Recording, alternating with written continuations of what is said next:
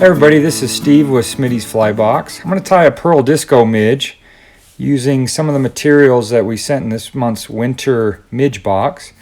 It's a real simple pattern. We're using a 2.4 silver bead. And the first thing we're going to do is just attach our thread over the top away from us.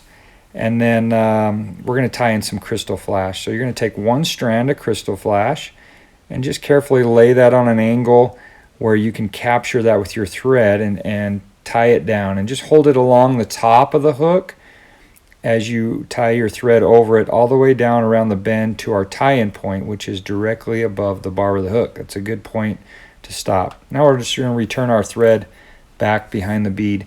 I'm going to take some of this midge rib or this midge tubing, and this is pretty cool stuff. We're just going to tie that in right behind the bead. Again, just capture that with your thread and just slightly stretch it just a little bit as you tie it down all the way around the bend of the hook until you reach your tie-in point. Now it's important now that you don't forget to return your thread right behind the bead.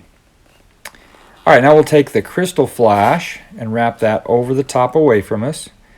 And this is going to give it that crystal-y, disco-looking underbody. So we're going to just make nice even wraps, nice tight wraps as we work that all the way up to our bead. And remember, our thread should be there waiting for us.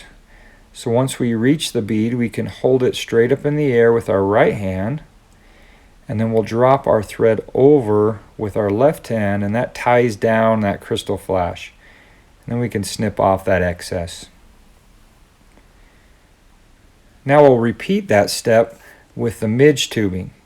Now be careful, don't stretch it.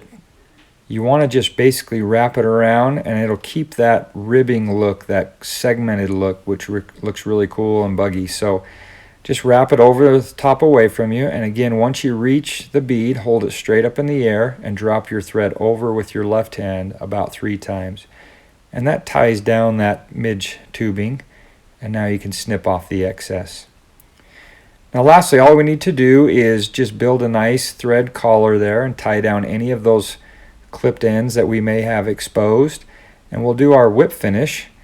And it's a good idea to put a little head cement on that fly, and it's ready to fish. And that's a good wintertime fly to use right now in January.